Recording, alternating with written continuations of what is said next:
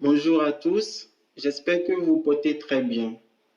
Aujourd'hui, nous allons aborder les concepts de base de tableau desktop. Tout au long de cette première partie, nous verrons la notion de dimension. Alors, qu'est-ce qu'une dimension? Une dimension, communément appelée axe d'analyse, vous permet d'analyser une mesure ou un indicateur. Cette définition peut paraître complexe pour vous qui n'êtes pas du domaine décisionnel. Alors, pour faciliter la compréhension, nous allons prendre quelques exemples. Supposons que vous avez un supermarché dans lequel vous vendez des produits regroupés par catégorie à des clients. Il peut vous arriver de vous poser les questions suivantes.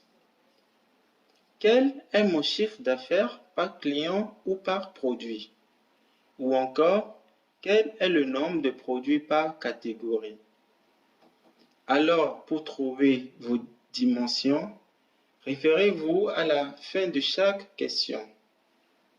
Dans la première question, nous avons par client ou par produit. Cela veut dire qu'on s'intéresse au client et au produit. Et dans la deuxième question, nous avons par catégorie. Cela veut dire qu'on s'intéresse aux catégories.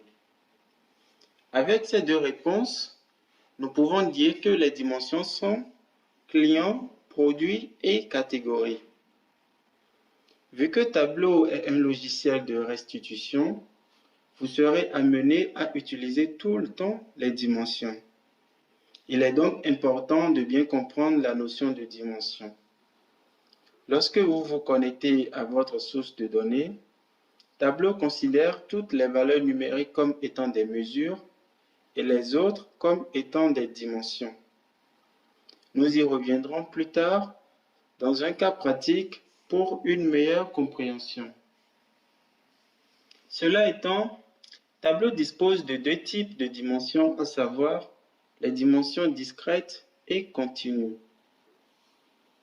Les dimensions discrètes sont les plus utilisées car le contenu des données est représenté de manière unique. Pour mieux comprendre cette définition, prenons la visualisation suivante qui montre la liste des catégories.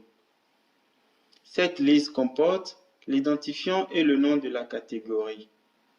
Vous pouvez ainsi remarquer que chaque donnée est représentée de manière unique. Par exemple, l'identifiant catégorie 1 a pour nom boisson. Par contre, l'identifiant catégorie 4 a pour nom fourniture et fourniture avec un S de trop. J'ai fait exprès d'ajouter un S de trop sur le deuxième nom afin de vous montrer l'unicité de l'identifiant catégorie. Nous avons aussi les dimensions continues qui sont très peu utilisées. Les valeurs de cette dimension sont traitées comme une plage infinie et peuvent apparaître plusieurs fois. Pour mieux comprendre cette définition, regardons ensemble la visualisation ci-après. Pour chaque nom de la catégorie, l'identifiant s'affiche sur un axe de valeurs allant de 0 à 4.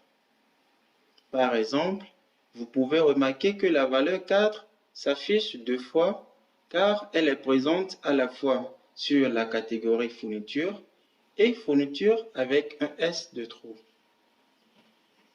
Et pour mieux distinguer les dimensions continues des discrètes, regardez les couleurs. La couleur bleue représente les dimensions discrètes et la couleur verte les dimensions continues. Nous sommes ici à la fin de notre formation du jour. J'espère que cela vous a apporté un plus.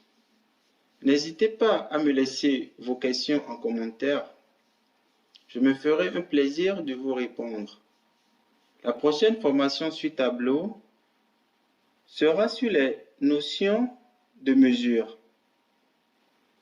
Je vous remercie d'avoir suivi la formation et n'hésitez pas à vous abonner à ma chaîne et activer la cloche de notification. Et aussi, Surtout partagez le lien.